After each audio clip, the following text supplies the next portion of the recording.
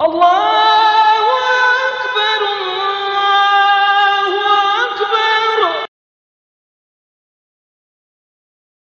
Allah Subhanahu wa taala minta sebenarnya tuan semua supaya kita beribadat kepada Dia. Sujud-sujud ni adalah ibadat kita kepada Allah Subhanahu wa taala. Sebab itulah kembali kepada matlamat Allah Taala cipta kita yang dalam dunia ni lah, wa ma khalaqtul jinna wal insa illa liya'budun. Aku tidak jadikan jin dan manusia kecuali perhambakan diri kepada aku. Bismillahirrahmanirrahim. Assalamualaikum warahmatullahi wabarakatuh. Alhamdulillahirabbil alamin. Wassalatu wassalamu ala asyrafil anbiya'i wal mursalin wa ala alihi wa sahbihi wa man ihtada bihadihi wastanna bisunnati ila yaumiddin. Alaika tawakkalna wa ilaika anabna wa ilaikal masir. Amma ba'd. Alhamdulillah, muslimin dan muslimat yang dirahmati Allah Subhanahu wa taala sekalian. Pertama sekali sama-sama kita syukur pada Allah Subhanahu wa taala pada pagi ini alhamdulillah kita dapat sama-sama hadir ke rumah Allah Subhanahu wa taala. Di mana waktu subuh adalah waktu dari segi cuacanya dia adalah terbaik. Kemudian dari segi nilai pahala pun di antara masa yang begitu besar. Nilai pahala yang akan diberi oleh Allah Subhanahu wa taala bagi orang yang sangat mujahadah untuk hadir ke rumah Allah Subhanahu wa taala, khususnya pada waktu pagi, waktu subuh. InsyaAllah untuk pagi ini saya nak bawa satu tajuk yang berkaitan dengan 10 faedah apa dia ni, kelebihan sujud ataupun kelebihan kita solat. Sujudlah 10 faedah di sebalik sujud kita kepada Allah Subhanahu wa taala. Muslimin sekalian, satu orang sahabat radhiyallahu taala anhum, nama dia Rabi'ah bin Ka'ab al-Aslami radhiyallahu taala anhu. Dia ni adalah orang yang apa dia ni banyak berkhidmat kepada Nabi sallallahu alaihi wasallam.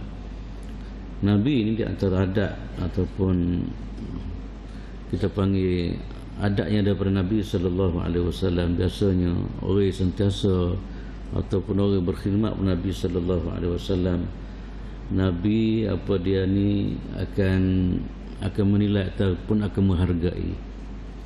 Sebab tu orang Islam apabila orang buat baik kita diajar supaya apa dia ni balas kebaikan. Semana yang disebut dalam satu riwayat, idza suni'a laka ma'rufun fakafi'uhu. Apabila dibuat kebaikan kepada kamu, maka hendaklah kamu apa dia ni balasnya. Kalau tengok pada hadis ni, inilah di antara budaya Rasulullah sallallahu alaihi wasallam, di mana saya sebut tadi satu orang sahabat nama dia Rabi'ah bin Ka'ab al-Aslami radhiyallahu taala anhu. Dia ni adalah orang yang sentiasa berkhidmat kepada Nabi sallallahu alaihi wasallam. Dan satu masa Nabi sallallahu alaihi wasallam sebut dia, Nabi kata, salni syai'an mu'tihi laka. Kata dia, wahai Rabi'ah, mintalah kepada aku dan insya-Allah aku akan bagi kepada engkau. Dan kata lain, Nabi sallallahu alaihi wasallam menghargai khidmat yang begitu hebat yang diberi oleh Rabi'ah ini. Maka Nabi sallallahu alaihi wasallam bagi tawaran kepada Rabi'ah supaya minta gapo daripada aku. Kata Nabi sallallahu alaihi wasallam, mu'tihi laka, apa dia ni, Nabi sallallahu alaihi wasallam akan beri perkara tersebut. Rabi'ah ni apabila ditawar oleh Nabi sallallahu alaihi wasallam dengan tawaran tersebut ataupun apa kita panggil bersedia untuk bagi tawaran kepada apa dia ni Rabi'ah bin Ka'ab al-Aslami, dia mula-mula sekali dia pun berkata, amhilni ya Rasulullah, summa apa dia ni fa'anzur fima atlubuhu minka summa ulimka. Pada masa tu dia tak jawab selalu. Apabila Nabi kata nak gapo royaklah, dia kata, ya Rasulullah, kata dia, tak apalah, tunggu sekejap, saya nak mikir gapo saya nak minta, kata dia. Ini dia mari mikir, dia tak usah jawab selalulah.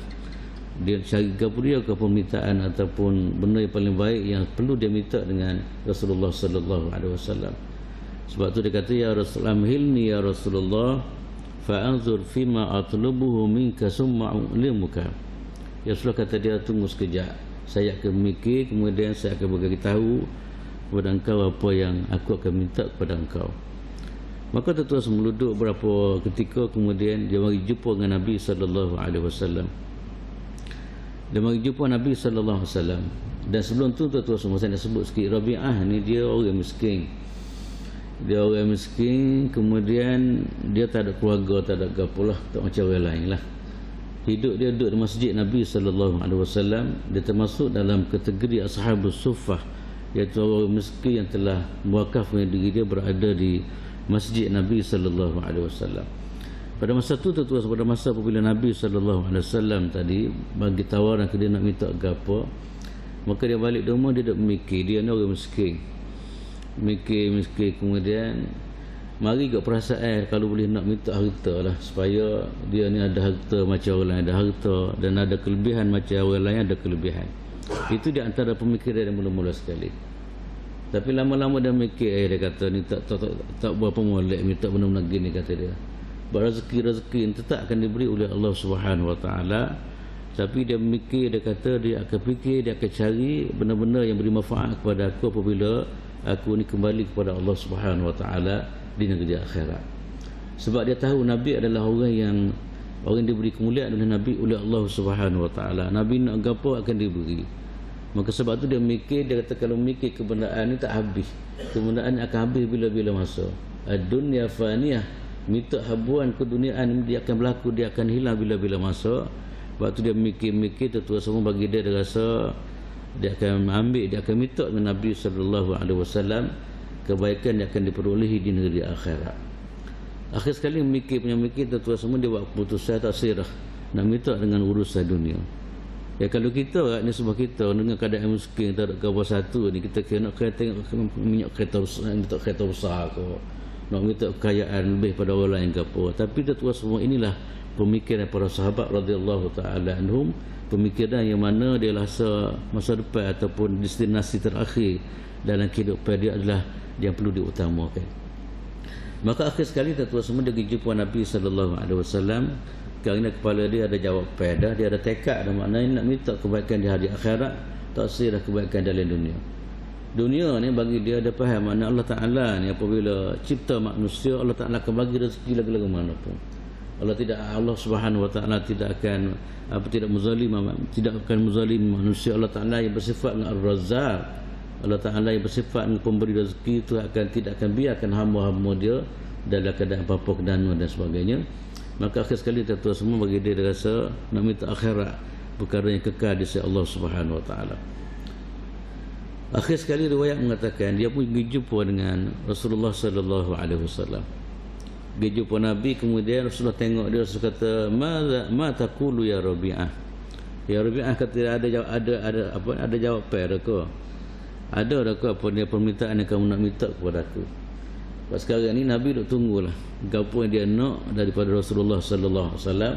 Maka apabila nampak saja Rabi'ah, Nabi kata, "Madza taqul ya Rabi'ah? Ya Rabi'ah, apa yang kamu nak kata dan apa yang kamu nak minta wahai Rabi'ah?" Rabi'ah bin Ka'ab al-Aslami kata dia, "Ya Rasulullah, faqultu ya Rasulullah, as'aluka an tad'u li Allah Ta'ala an yaj'alani rafiqan laka fil jannah." Kata dia, setelah hamba ni nak minta sesuatu perkara ya daripada engkau. Kata dia nak minta supaya engkau ni berdoa kepada Allah Subhanahu Wa Ta'ala supaya aku ni duk rapat denganmu di dalam syurga Allah Subhanahu Wa Ta'ala, ataupun teman setia Rasulullah sallallahu alaihi wasallam dalam syurga Allah Subhanahu Wa Ta'ala. Itu tertuasan permintaan dia lah. Nak cerita macam mana bezanya kita dengan para sahabat radhiyallahu ta'ala anhum. Dia segi apa dia ni menilai hidup masa depan. Kita ni kita nak makan lah kalau boleh kan, nak kaya lah kalau boleh. Sebab Nabi dia bagi peluang. Ya, sebab Nabi kita minta apa akan didoa oleh kepada Allah Subhanahu Wa Ta'ala. Doakan, doa Nabi akan diberi. Ya, tetapi dia ni tertuas semua, dia mikir akhirat adalah tempat abadi, adalah tempat yang perlu diminta kebaikan daripada Allah Subhanahu Wa Ta'ala. Maka tertuas semua dia pergi jumpa Nabi sallallahu alaihi wasallam. Kata dia, "Ya Rasulullah, hamba minta daripada engkau supaya minta doa lah minta doa kepada saya supaya saya ni rafiqan laka fil jannah, supaya saya ni apa ni jadi teman engkau ya Rasulullah dalam syurga Allah Subhanahu wa taala. Inilah tuan semua di antara, dan bukan dia seorang lah. Kalau kita perhati kepada para sahabat lain radhiyallahu taala anhum, tuan semua, di mana di antara hasrat yang dia nak sangat bukan sekadar dalam kehidupan dunia dia boleh bersama Nabi sallallahu alaihi wasallam, dan kalau boleh dari akhirat ataupun dalam syurga Allah Subhanahu wa taala dia juga akan bersama dengan Rasulullah sallallahu alaihi wasallam. Apabila soalan ini diaju ataupun permintaan dituju kepada Nabi sallallahu alaihi wasallam, Nabi tanya satu soalan kita. Nabi kata, "Man awsaka bidzalika?" Siapa yang pesan kepadamu minta gini ni, kata dia. Nabi tanya dia. Sebab tadi mula-mula dulu dia kata nantilah hamba nak mikir dulu kan. Kemudian lepas daripada tu apabila tanya persoalan dia ni, Rasulullah kata, "Man awsaka bidzalika?" Siapa yang pesan, siapa yang bagi cadangan kepada kamu ni untuk doa kepada, untuk minta kepada aku perkara ini? Maka kata dia, "Ma awsani ahad." Tak ada seorang pun ya Rasulullah. Cuma saya dah mikir ini adalah antara perkara terbaik yang saya perlu minta kepada engkau dan supaya engkau mohon kepada Allah Subhanahu wa taala. Maka tuan semoga pun Nabi jawab dia. Ya, Nabi jawab ke dia yang antara tip yang boleh bawa manusia boleh bersama dengan Nabi sallallahu alaihi wasallam dalam syurga Allah Subhanahu wa taala. Tentu semua hasrat yang diminta oleh Rabi'ah ni juga hasrat kita sebenarnya. Okay. Dia minta apa semua sebenarnya inilah hasrat kita dalam kehidupan kita. Yang kita duk beribadat, yang kita duk selawat Nabi sallallahu alaihi wasallam. Ini di antara hasrat kita kalau boleh kita nak bersama dengan Nabi sallallahu alaihi wasallam dalam syurga Allah Subhanahu wa taala. Maka tentu semua Nabi jawab apa kita kata, "Idzan a'inni ala nafsika bikasratis sujud." Nabi kata, wahai Rabi'ah, menjaga dia, tolonglah diri engkau, tolonglah dirimu supaya perbanyakkan sujud kepada Allah Subhanahu wa taala. Dalam hadis ni tuan Nabi pesan dia, di antara tip ataupun kunci untuk layakkan kamu bersama aku di hari akhirat dalam syurga Allah Subhanahu wa taala ialah dengan perbanyakkan sujud ataupun ibadat kepada Allah Subhanahu wa taala. Mana kita faham daripada hadis ni, orang yang tak pernah kepala dia sujud kepada Allah Subhanahu wa taala, maka orang ni adalah orang yang tidak layak untuk bersama dengan Nabi sallallahu alaihi wasallam dalam syurga Allah Subhanahu wa taala. Ini tuan semua di antara kunci utama sekali kalau mengikut adalah hadis ni ialah a'inni ala nafsika bikasratis sujud. Kunci yang pertama ialah yang utama sekali untuk melayakkan satu orang bersama dengan Nabi sallallahu alaihi wasallam di hari akhirat atau dalam syurga Allah Subhanahu wa taala ialah dengan perbanyakkan sujud. Okey, tuan-tuan semua, oleh kerana saya dah sebut tadi, saya nak sebut 10 perkara tentang faedah sujud ni. Okay, ini sebagai mukadimah nak ceritanya penting sangat sujud kita kepada Allah Subhanahu wa taala ini ataupun beribadat kita panggil. Kan, banyak kesujud mana kita banyak beribadat kepada Allah Subhanahu wa taala. Di sana depan saya ni dia ulama dia kaji dia kata lebih kurang 10 perkara lah kelebihan yang ada pada orang yang banyak sujud kepada Allah Subhanahu wa taala. Yang pertama sekali ialah tuan-tuan semua, sujud ni adalah ibadat kepada Allah Subhanahu wa taala. Sebab itulah maknanya kalau orang apa dia ni tuan-tuan semua, orang yang bersujud pada Allah taala ni adalah ciri ataupun perhambaan satu orang itu kepada Allah Subhanahu wa taala. Dia panggil sujud ni adalah perhambaan manusia kepada Allah Subhanahu wa taala. Sebab itulah Quran kalau kita baca dalam surah Haji, Allah Ta'ala sebut, "Ya ayyuhalladzina amanu ruk'u wasjudu wa'budu rabbakum waf'alul khaira la'allakum tuflihun." Allah Subhanahu wa taala minta sebenarnya tuan semua supaya kita beribadat kepada Dia. Sujud-sujud ni adalah ibadat kita kepada Allah Subhanahu wa taala. Sebab itulah kembali kepada matlamat Allah Ta'ala cipta kita yang dalam dunia ni lah, "Wa ma khalaqtul jinna wal insa illa liya'budun." Aku tidak jadikan jin dan manusia kecuali perhambakan diri kepada aku. Maka di antara bentuk perhambaan ialah tuan-tuan semua adalah kita panggil sujud kita kepada Allah Subhanahu wa taala. Ya.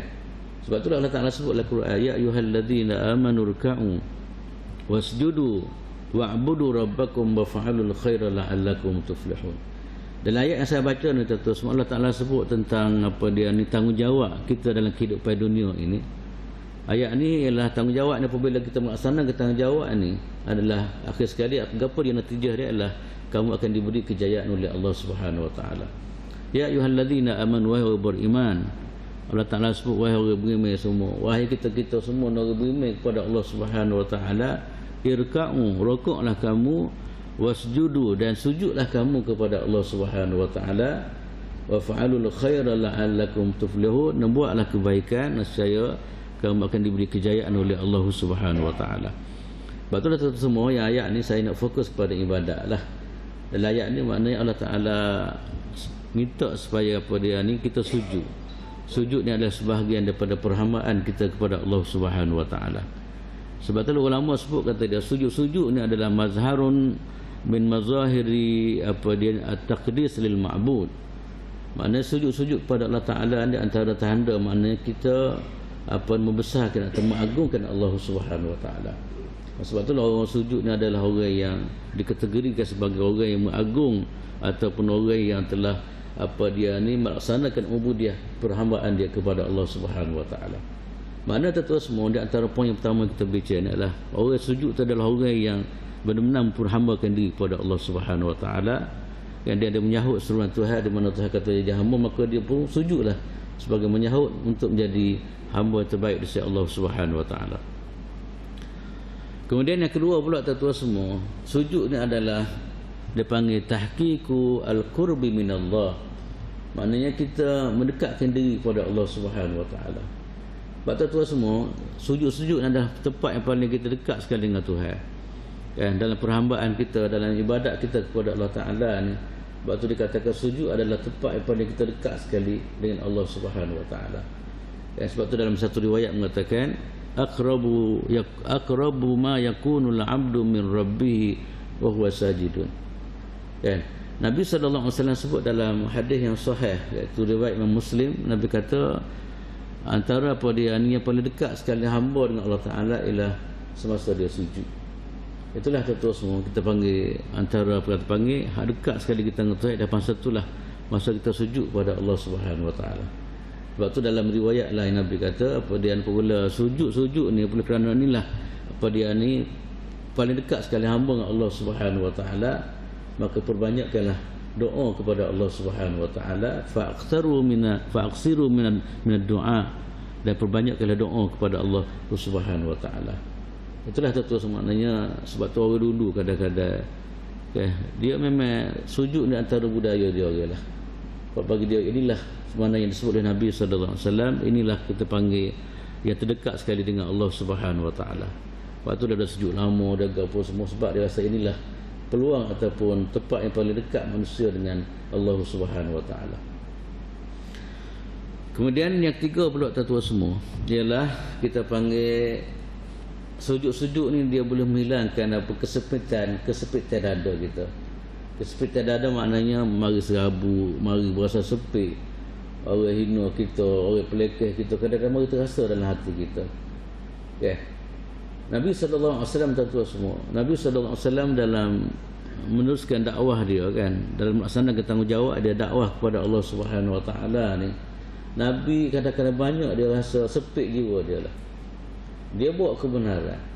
Tiba-tiba orang kata gitu, orang kata gini, macam gitulah.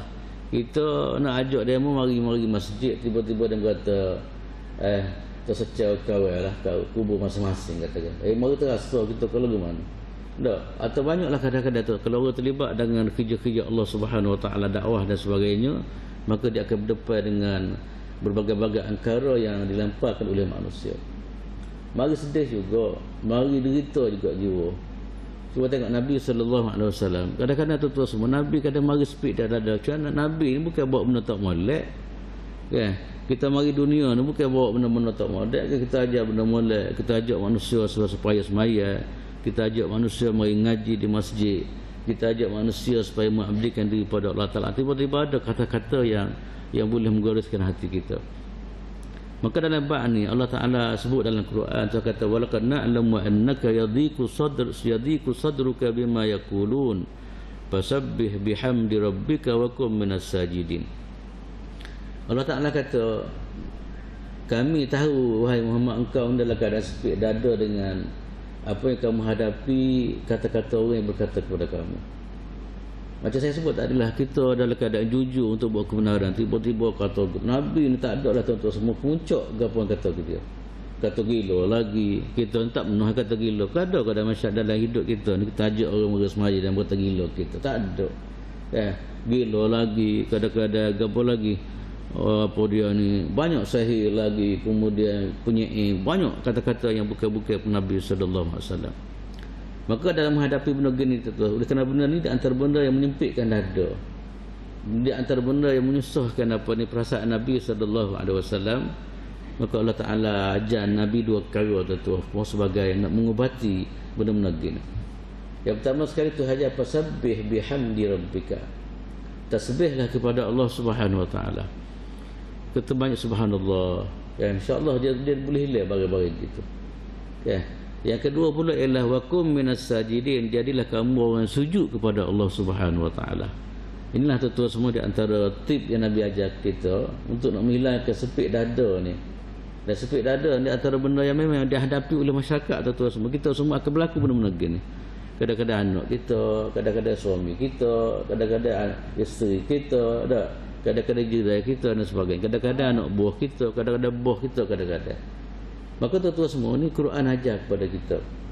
Quran ajar kepada kita bagaimana untuk kita nak menghilangkan kesepitan dada gini. Maka oleh kerana tajuk kita hari ni tajuk berkaitan dengan sujud, maka sujud sebahagian daripada apa ni kunci untuk menghilangkan kesusahan dalam jiwa kita. Nabi sebut Allah Taala sebut dua perkara sini bagi saranan kepada Nabi sallallahu alaihi wasallam. Tengok Nabi dalam keadaan derita, Nabi dalam keadaan sedih, Nabi dalam keadaan susah hati. Maka Allah Taala sebut fasabbih bihamdi rabbika. Yang pertama sekali lah tasbihlah kepada Allah Subhanahu wa taala. Patutlah tuan-tuan semua, kalau orang-orang yang tidak faham agama, dia rasa gapuria barang-barang gini. Tak, kalau orang tak faham agama Allah Subhanahu wa taala, apa dia pendekatan ataupun kunci yang diberi oleh Allah Taala ni kadang-kadang sungguh kok jolo kok. Tak. Tuhan kata fasabbih. Yang pertama sekali Tuhan kata kepada bertasbihlah kamu dengan memuji Allah Subhanahu wa taala. Subhanallah. Ya, cuba tengok tuan-tuan semua kita apabila jumpa orang-orang yang ahlilah kan. Ya, saya kadang-kadang jumpa dengan dia orang sikit-sikit subhanallah, kadang-kadang gitu kan. Kita nampak benda biasa ya, dari segi apa dia nampak biasa, tapi sebenarnya tuan-tuan semua di samping dia diberi pahala oleh Allah Subhanahu wa taala, kalau mengikut kaedah yang kita baca ayatnya, dia adalah salah satu daripada kunci untuk menghilangkan kesempitan dada kita. Yang kedua ialah wakum minas sajidin, jadilah kamu orang yang sujud kepada Allah Subhanahu wa taala. Semaya ni dia boleh hilang serabu. Ya, kita sujud kepada Allah Taala, kita melalui kita semaya ni, rupa-rupanya tuan-tuan semua antara kita panggil ubat untuk menghilangkan apa serabut dari kita. Wakum minas sajidin, jadilah kamu orang yang sujud kepada Allah Subhanahu wa taala. Inilah tuan-tuan semua di antara kita panggil kunci ataupun tip orang lain panggil tak untuk kita mengatasi kesempitan hidup, kesempitan dada kita apabila menghadapi kata-kata orang atau menghadapi kesusahan dan sebagainya. Maka ini di antara perkara yang telah disebut oleh Allah Subhanahu wa taala. Tuhan tahu, Tuhan cipta manusia kan, di mana kaedah-kaedah yang kita baca atau tasbih ataupun sujud ini adalah satu kaedah ataupun satu kunci yang diajar oleh Allah Subhanahu wa taala. Tuhan tahulah, Tuhan buat manusia. Dia tahu gapo ubat gapo sebenarnya. Doktor yang nak ubat lain kadang-kadang tak betul lagi. Kadang-kadang dia beri ubat bukan dia tak kena lagi kalau mana kan. Tapi Tuhan ni tuan-tuan semua, dia tahu, dia cipta manusia. Dia tahu seluk-beluk keperluan yang ada pada manusia. Maka inilah antara kunci yang diajar oleh Allah Subhanahu wa taala untuk nak hilang sakit apa dia kesempitan dada, ya, susah dada, susah apa di jiwa dan sebagainya, ialah lalu kita perbanyakkan sujud kepada Allah Subhanahu wa taala. Kemudian yang ketiga pula ialah tuan-tuan semua, yang ketiga pula orang sujud ni ialah doa dia akan diterima oleh Allah Subhanahu wa taala. Masa kita sujud kita terbanyakkan doa. Ya. Sebab itulah kita pernah dengar Nabi kadang-kadang sujud lama sangat. Kan, dan juga orang lain pun sujud lama sangat. Ni kalau kita semaya seorang lah. Tapi jadi takmir yang kita bermain rebah orang lain belakang. Tak. Kita apabila kita sore diri kita tu semua, kita ambillah kesempatan. Pasal kita sujud tu kita gapo kita nak minta. Okay. Bukan sekadar subhanallah, subhanallah tidak antara bacaan kan? Kita boleh tambah lagi benda-benda lain. Oleh kerana kita dah baca bicara tadi, makna tempat yang paling dekat manusia dengan Allah Subhanahu Wa Taala masa sujud, maka sujud inilah tempat yang patut panggil istijabatul doa. Sujud adalah tempat yang paling yang paling dekat, yang paling tempat yang paling mustajab doa di sisi Allah Subhanahu Wa Taala. Sebab itulah sambungan daripada apa yang saya sebut dalam hadis tadi, paling dekat kita hamba dengan Tuhan daripada masa sujud, maka Nabi kata fa'aqtiru fid du'a, maka perbanyakkanlah doa kamu kepada Allah Subhanahu Wa Taala. Itu sebenarnya pengalaman hidup kita lah. Bila kita sujud, kita doa masa sujud, kadang hati kita lain. Kita start dengan subhana rabbiyal a'la, kita start kemudian kita doa gapo-gapo. Kita boleh doa gapo-gapo tu semua kan. Cuma jangan bahasa Melayu lah. Doa gapo tak kira lah kita ambil doa-doa yang kita baca sebelum ni, kita doa pada masa tu tak salah. Sebab Nabi kata fa'akthiru minad du'a, dan sujudlah dan perbanyaklah doa semasa kamu sujud kepada Allah Subhanahu Wa Taala. Dalam riwayat lain disebut Nabi SAW mengatakan, Nabi kata apa? Nabi kata wa ammas sujudu fajtahidu fihi minad du'a. Nabi kata adapun sujud, Nabi kata cepat kamu sujud kepada Allah Subhanahu Wa Taala, maka bersungguh-sungguhlah, berusahalah kamu supaya berdoa kepada Allah Subhanahu Wa Taala. Ini tentu semua di antara saranan Nabi lah sallallahu alaihi wasallam, supaya kita ambil kesempatan masa kita sujud ni, kita perbanyakkan doa kepada Allah Subhanahu Wa Taala. Sebab itulah kembali kepada poin yang saya sebut tadi lah, antara faedah sujud ni adalah adalah kita panggil masa itulah masa yang doa kita diterima oleh Allah Subhanahu Wa Taala. Fa'akthiru minad du'a, perbanyakkanlah doa kamu kepada Allah Subhanahu Wa Taala. Kemudian poin yang kelima pula tuan-tuan semua, antara faedah sujud ni adalah kita ikut jejak langkah Nabi sallallahu alaihi wasallam.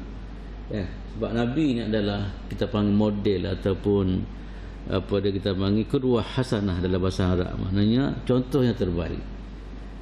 Dalam perjalanan hidup Nabi ni semua tuan-tuan semua, dia adalah contoh terbaik kepada kita dalam ibadat dan sebagainya. Di antara contoh terbaik ialah masa Nabi ni dia banyak sujud dan lama pada sujud kepada Allah Subhanahu Wa Taala. Sebab itulah kalau tengok dalam riwayat daripada isteri Nabi sallallahu alaihi wasallam, Nabi ni antara manusia yang suka sangat sujud kepada Allah Taala. Maknanya suka sembahyang lah. Suka sangat sembahyang dan suka sangat sujud kepada Allah Subhanahu Wa Taala. Banyak kadang-kadang Aisyah radhiyallahu taala kadang-kadang bangun waktu malam, baru tengok Nabi dalam keadaan bersujud kepada Allah Taala. Kadang-kadang sungguh-sungguh keadaan tu, kadang-kadang Aisyah bimbang takut Nabi meninggal dunia, tengok lama sangat dalam keadaan sujud kepada Allah Subhanahu Wa Taala. Itulah tentu semua orang yang kenal Tuhan ni, orang yang kenal Tuhan, pertolongan Nabi dia adalah orang yang paling kenal Allah Subhanahu Wa Taala. Maka sebab itulah kita tengok sujud ni antara budaya Nabi sallallahu alaihi wasallam. Sebab itulah tentu semua, kalau kita nak jadi hidup kita ni budaya Nabi lah, ataupun nak jadi ikutan Nabi, ataupun nak kehidupan Nabi jadi kehidupan kita, maka di antaranya ialah kita suka pada sujud ataupun banyakkan sujud kepada Allah Subhanahu Wa Taala. Hal ni kadang-kadang jarang berlaku lah. Selawat ramai juga, kadang jadi nyanyi pula selawat lah ni kan. Tapi dalam bab-bab lain apa gaya macam taklah berapa sangat antaranya ialah beribadat sunat dan sebagainya. Sujud pada Allah Ta'ala maknanya bukan hanya sekadar semaya fardu lah. Semaya sunat tu digalak sangat. Dia adalah tempat kita sujud pada Allah Subhanahu Wa Ta'ala. Okey. Kemudian sunnya pula tuan-tuan semua ialah sujud-sujud ni dia didik kita menjadi orang tawaduk, rendah diri. Orang besar diri ni dia tak ada barang-barang gini ni. Kalau ke mana kan? Orang besar diri ni gitulah bahasa hebat sama dia lah. Cuba tengok apa dia Iblis laknatullah alaih kan. Cuba tengok. Antara contoh orang besar diri tu apabila Allah Taala perintah supaya sujud pada Nabi Adam. Wa kunna lil malaikati isjudu li Adam fasajadu illa iblis aba wastakbara. Maknanya tuan-tuan semua kita faham daripada cerita tadi cerita apabila Allah Subhanahu Wa Taala dia mengarahkan supaya iblis ni sujud kepada Adam AS. Dia taksir. Taksir ni maknanya kita mendapatlah gambaran makna ini antara tanda-tanda apa dia orang yang ego ataupun orang yang kita panggil takabur lah. Istilah agama kita panggil takabur. Sebab itulah kalau mengikut satu orang ulama nama dia Al-Hasan, kata dia as-sujudu apa dia yuzhibu bil kibri. Kata sujud kepada Allah, kita sujud dia adalah dia boleh menghilangkan sifat ego. Sifat ego ni kita baca, kita dah belajar semua lah. Satu sifat yang begitu bahaya lah. Sikit pun tak boleh kita tinggal dalam diri kita. Dalam hadis Nabi sallallahu alaihi wasallam sebut la yadkhul jannah man kana fi qalbihi mithqalu dzarratin min kibrin. Tak akan masuk syurga Allah Subhanahu wa taala orang yang ada sikit pun daripada apa sikap takabur. Dalam Quran banyak cerita-cerita bagaimana kesudahan orang takabur. Maka tentu semua kita diajar supaya berusaha supaya hilang sifat-sifat gini. Maka di antara kaedah yang diajar oleh agama yang boleh menghilangkan sifat takabur ialah melalui kita sujud kepada Allah Subhanahu wa taala. Sebab itulah kembali kepada apa yang saya sebut tadi, yang disebut oleh satu ulama nama dia Hasan, kata as-sujudu yudhibu bil kibri. Sujud kita kepada Allah Taala ni dia boleh di antara rawatan ataupun di antara kaedah untuk menghilangkan sifat yang terkutuk, iaitu sifat takabur kepada Allah Subhanahu wa taala. Itulah tuan-tuan semua. Sebab itulah Islam hari ni apabila sifat-sifat tak molek ni banyak cara Islam ajar. Kita dalam pengajian kita lah, kita ada sifat mahmudah dan sifat mazmumah. Kita dah mengaji dalam bab jiwa manusia ni, dia ada sifat-sifat yang sifat-sifat yang tidak molek yang perlu kita ubati. Antaranya ialah sifat takabur. Itulah Islam ajar kaedah bagaimana cara nak hilang barang-barang gini supaya dia jangan bertapak dalam jiwa kita, sebab dia bahaya sangat. Maka di antaranya tuan-tuan semua yang kita bicara ini adalah sujud ni antara kaedah ataupun kunci untuk menghilangkan sifat-sifat keji takabur kita kepada Allah Subhanahu wa taala. Kemudian yang berikut pula tuan-tuan semua, yang berikut pula ialah dari segi kesihatan. Ni dikaji oleh orang-orang moden lah. Dari segi kesihatan, dari segi perjalanan darah dan sebagainya lah. Ni saya pun tak reti nak cakap panjang lah. Cuma kalau tengok adalah kajian dia orang lah, di kalangan ahli-ahli ilmu kesihatan dan sebagainya, kata dia sebab manusia ni kadang-kadang dia ada stres kadang-kadang dalam perjalanan hidup, dia stres kadang-kadang. Lepas itulah apabila manusia nak ambil semaya, dia sujud kepada Allah Subhanahu wa taala, dia banyak dia panggil dia aktif balik, ataupun dia beri kesihatan, kita panggil saraf, saraf kita akan akan diberi kesihatan oleh Allah Subhanahu wa taala. Itu ada antara kajian di kalangan ahli-ahli perubatan lah tuan-tuan semua. Sebab itulah ibadat dalam Islam, kalau kita perhati betul-betul, memang dia adalah di antara unsur ataupun kaedah rawatan. Saya pernah sebut pada tuan-tuan sebelum, ada kajian tentang tentang ibadat solat dari segi kesihatan. Saya pernah hadir satu kita panggil seminar lah berkaitan dengan kesihatan melalui ibadat solat. Maka dia sebut habis daripada awal sampai akhir. Kita akad takbir ni dia dari segi kesihatan. Ini kajian dia orang profesor dalam bidang kesihatan. Dia buat kajian dan memang itulah kata dia rawatan yang di antara rawatan yang dia sarankan kepada kepada anak-anak buah yang sakit itu, antaranya ialah melalui ibadat solat. Dan ibadat solat tak ada sujud kepada Allah Subhanahu wa taala. Ni kajian dia tuan-tuan, kajian yang begitu hebat saya tengok. Dia buat sosok kajian dia. Kalau kita angkat tangan ni dia dari segi kesihatan, kemudian kita kita sujud, kita rukuk dan sebagainya. Dan kata lain maknanya pulangan Allah Taala bagi kita, dan apabila kita beribadat Tuhan ni, pergerakan kita dan sebagainya, bukan hanya sekadar pahala yang akan dinilai, tetapi Allah Taala bagi benda lain kepada kita, antara ialah masalah kesihatan, kesejahteraan jasad kita dan sebagainya. Okey. Kemudian yang berikut pula ialah yang ke-8 tuan-tuan semua, ialah sujud ni adalah kita panggil dalilu ma'rifatir rasuli sallallahu alaihi wasallam li ummatihi yaumil qiyamah. Sujud ni adalah bukti Nabi boleh kenal umat dia di hari akhirat. Kan? Di antara kaedah Nabi nak kenal umat dia di hari akhirat ialah orang yang sujud kepada Allah Subhanahu Wa Taala. Mana yang kita payahlah tuan semua apabila sebut akhirat ni pada mahsyar dan sebagainya, bukan di kalangan umat Nabi saja yang berkumpul pada masa tu. Dan semua manusia semenjak daripada Nabi Adam AS berkumpul di pada mahsyar Allah Subhanahu Wa Taala di akhirat. Maka Nabi tuan semua dia boleh kenal, kan, dia boleh kenal apa dia ni umat dia lagu mana, kan, dia boleh kenal perangai umat dia ataupun ciri-ciri umat dia, kan.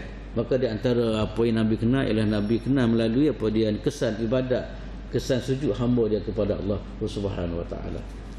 Dalam satu riwayat, satu semua riwayat daripada Imam Ahmad apa daripada Abu Dzar wa Abu Darda. Dua orang sahabat ni cerita satu hadis Nabi sallallahu alaihi wasallam. Hadis ni maknanya dikongsi oleh dua orang sahabat. Yang pertama sekali nama dia apa dia? Abu Darda, Abu Dzar. Yang kedua ialah Abu Darda radhiyallahu taala anhu. Dalam hadis tu semua kalau mengikut riwayat daripada dua orang ni, saya nak kaitkan dengan bagaimana bukti Nabi boleh kenal umat dia di hari akhirat ialah melalui kesal sujud. Mana bukti, mana alasan yang kita kata begitu, kan? Ini ada hadis Nabi sallallahu alaihi wasallam. Hadis daripada Abu Dzar, kemudian satu lagi Abu Darda radhiyallahu taala anhu. Kata dia, inna Rasulullah sallallahu alaihi wasallam qala inni la'arifu ummati yawmal qiyamati min bainil inni la'arifu ummati yawmal qiyamati min bainil umam. Qalu ya Rasulullah kaifa ya'rifu ummatak? A'rifuhum yu'tuna kutubahum bi'aymanihim wa a'rifuhum bisimahum fi wujuhihim min athari sujudi wa a'rifuhum binurihim yas'a baina aydihim. Dalam hadis ni tuan semua Nabi buat cerita tentang perkhabaran yang berlaku dari akhirat, kan, yang dicerita oleh dua orang sahabat tadilah. Nabi kata, aku ni kata Nabi, aku tahu umat aku di negeri akhirat. Walaupun ramanya manusia, walaupun maknanya berkumpul ramai manusia tuan, bukan sikit, daripada dulu sampainya umat Nabi Muhammad sallallahu alaihi wasallam. Nabi kata la a'rifu ummati yaumal qiyamati min bainil umam. Aku tahu maknanya umat aku di kalangan umat-umat lain. Dan Nabi boleh tahu, Nabi boleh pecah dia boleh tahu siapa kau umat dia dan siapa kau apa dia adalah pengikut Nabi Muhammad sallallahu alaihi wasallam. Kita cuba tengok dalam hadis ni, kan, kita boleh tengoklah. Ya, kalau tak ada sini memang masalah besar lah. Ya, kalau tak ada pecah ni memang satu masalah besar dalam kehidupan kita. Sahabat Nabi sallallahu alaihi wasallam, Nabi sebut buat kenyataan gitu. Qalu ya Rasulullah kaifa ta'rifu ummatak? Ya Rasul, bagaimana engkau boleh tahu umat kamu dia umat engkau di negeri akhirat, orang yang ramai begitu mu. Ya, orang yang ramai begitu mu berkumpul ni, bagaimana kamu boleh tahu ya Rasulullah? Ini memang mari masa pelik lah. Kita bahasa gitu juga. Kita tiba-tiba duduk di apa dia ni London ni, tak apa kita boleh kenal kita orang ni, kan. Tiba-tiba pergi duduk Kuala Lumpur kata orang penuh katakanlah, ataupun dak Mekah, kan, tengok ramai payah kau nak cek ada lagi mana katakanlah gitu dak, kan. Kemudian tuan-tuan semua sahabat bertanya Rasulullah, kaifa ta'rifu ummatak? Bagaimana engkau boleh tahu orang yang begitu ramai sekali kumpul di padang mahsyar? Bagaimana engkau boleh tahu dan boleh tahu seorang-seorang umat kamu apa dia di kalangan umat-umat yang lain? Maka Nabi sallallahu alaihi wasallam jawab atau sampai kata Nabi kata a'rifuhum yu'tuna kutubahum bi'aymanihim. Antara pecaman Nabi kata, aku tahu umat aku ni pertama sekali Nabi kata a'rifuhum yu'tuna kutubahum bi'aymanihim. Aku tahu yang pertama sekali lah mereka diberi catatan amalan mereka melalui tangan kanan. Okay. Itu di antara pecaman Nabi boleh tahu. Okay. Maknanya tuan-tuan semua mana yang kita belajar dalam kitab tauhid lah, dari akhirat ni amalan-amalan kita ataupun syahadah kita akan diberi apa dia penyaksian dalam bentuk apa dia ni catatan amalan kita.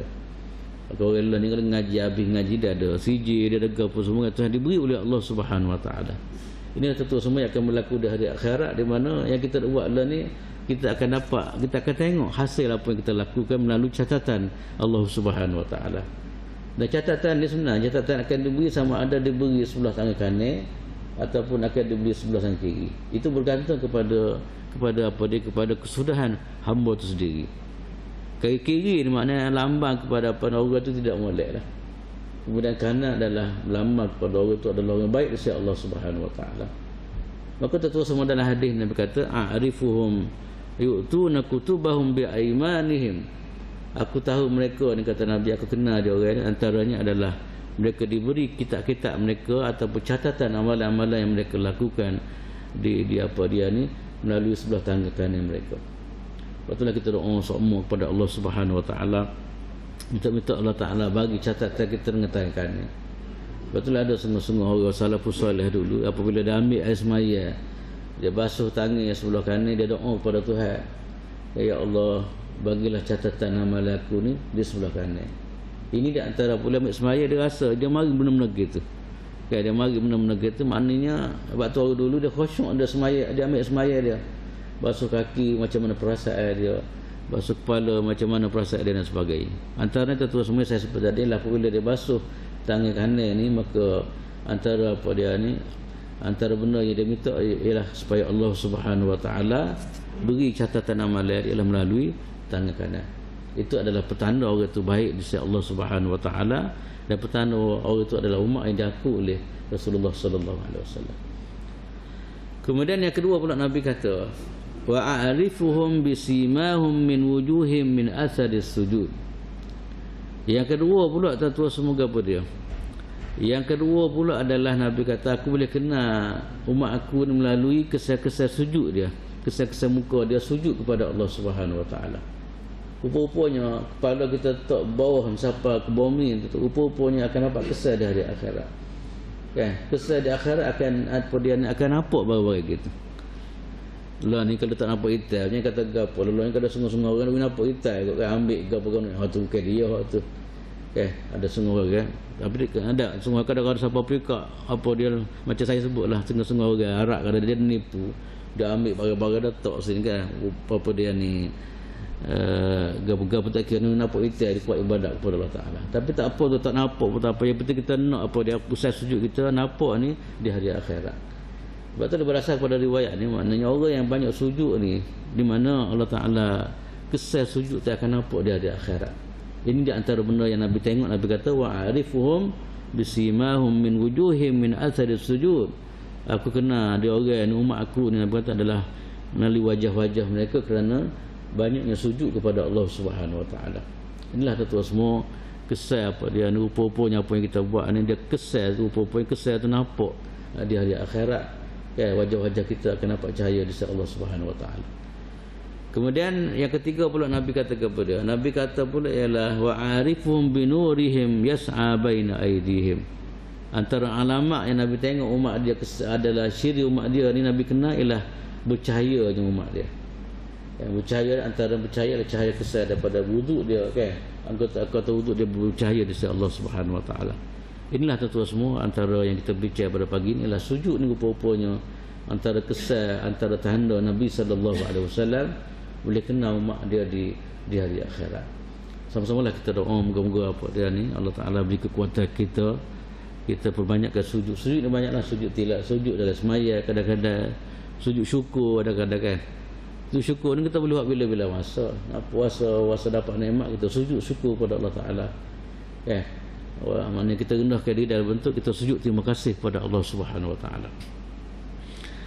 Kemudian yang berikut pula tuan semua ialah yang ke-9. Sujud ni adalah an-najatu minan nar. Sujud ni kita panggil dia boleh apa dia berjaya daripada api neraka. Maknanya selamat daripada api neraka lah. Sebab tu dalam satu riwayat mengatakan innallaha harraman nar ala atharis sujud. Atau kama qala sallallahu alaihi wasallam. Allah Ta'ala mengharamkan neraka kepada kesan sujud. Mana orang sujud pada Tuhan ni Allah Ta'ala mengharamkan apa dia ni masuk neraka dia. Kitalah kemuncak tu sebenarnya perjuangan kita lah. Perjuangan kita ni kita nak dua perkara. Pertama sekali ialah selamat daripada neraka. Yang kedua ialah kemuncaknya ialah kita nak dimasuk ke syurga oleh Allah Subhanahu Wa Ta'ala. Sebab itulah dalam hadis saya sebut tadi Allah Ta'ala dia larang. Allah Ta'ala tak benarkan neraka dia ni maka apa dia kesan-kesan orang sujud kepada Allah Subhanahu Wa Ta'ala. Dan akhir sekali tuan-tuan semua ialah kemuncaknya ialah orang yang banyak sujud ni adalah Allah Ta'ala masuk ke syurga lah. Macam mana yang kita bincang di mukadimah hadis tadi, yang Nabi kata orang yang boleh apa dia ni berdamping aku dalam syurga adalah orang yang banyak sujud kepada Allah Ta'ala. Mana berdasar kepada hari itu kemuncak orang yang kuat beribadah, orang yang sentiasa banyak sujud kepada Allah Subhanahu Wa Ta'ala ni, kemuncaknya adalah Allah Ta'ala akan bagi hadiah dia syurga Allah Ta'ala. Kemudian bukan sekadar syurga, tapi dia boleh bersama dengan Nabi sallallahu alaihi wasallam. Itulah tuan-tuan semua di antara apa dia 10 perkara saya rasa antara apa yang dibincang oleh ulama. Kenapa sebenarnya Nabi sallallahu alaihi wasallam saran sangat supaya kita banyak sujud ni, rupa-rupanya banyak pulangan ataupun kelebihan atau faedah-faedah yang diberi oleh Allah Subhanahu Wa Taala kepada orang yang sujud semata-mata kerana Allah Subhanahu Wa Taala. Yang penting tuan-tuan semua sama-samalah kita doa moga-moga amalan semaya ataupun sujud kepada Allah Ta'ala, kita harap jadi amalan kita lah, jadi mene kita panggil mene tak lebar ni antara mene tak lebar lah. Mene orang lain mungkin duk main bola, mene orang lain boleh jadi duk main duk ngai waktu malam, tak tidur dan sebagainya kan. Tapi di antara mene tak lebar ni, mene orang yang mengharapkan apa dia anugerah daripada Allah Ta'ala yang lebih adalah antaranya perbanyakkan sujud kepada Allah Subhanahu Wa Ta'ala. Sama-samalah kita diminta kepada Allah Ta'ala bagi kekuatan kepada kita. Moga-moga kita termasuk dalam golongan as-sajidin, orang-orang yang sujud kepada Allah Subhanahu Wa Ta'ala. Itulah saya rasa tuan-tuan semua untuk pagi ini. Semoga kita dapat manfaat bersama insya-Allah Ta'ala. Yang baik daripada Allah, kekurangan daripada saya sendiri. Aku qauli hadza wa astaghfirullahal azim li wa lakum wa lisairil muslimin wal muslimat wal mu'minin wal mu'minat. Assalamualaikum warahmatullahi ta'ala wabarakatuh. A'udzubillahi minasyaitonirrajim. Bismillahirrahmanirrahim. Alhamdulillahi rabbil alamin, wassalatu wassalamu ala rasulillah wa ala alihi wa sahbihi ajma'in. Allahumma fa'na bima 'allamtana wa 'allimna ma yanfa'una warzuqna ilman yanfa'una. Alhamdulillahi ala kulli hal wa na'udzu bika min hali ahli an-nar. اللهم اجعلنا من الذين يستمعون القول فيتبعون أحسنه. اللهم اجعل جمعنا هذا جمعا مرحوما وتفرقنا من بعده تفرقا معصوما ولا تجعل فينا ولا معنا ولا منا شكيا ولا محروما.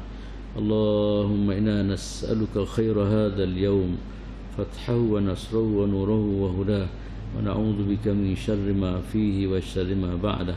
اللهم أعنا على ذكرك وشكرك وحسن عبادتك. ربنا لا تؤاخذنا إن نسينا أو أخطأنا. ربنا لا تؤاخذنا إن نسينا أو أخطأنا. ربنا آتنا في الدنيا حسنة وفي الآخرة حسنة وقنا عذاب النار. وصلى الله على سيدنا محمد وعلى آله وصحبه وبارك وسلم والحمد لله رب العالمين. سبحانك اللهم وبحمدك أشهد أن لا إله إلا أنت.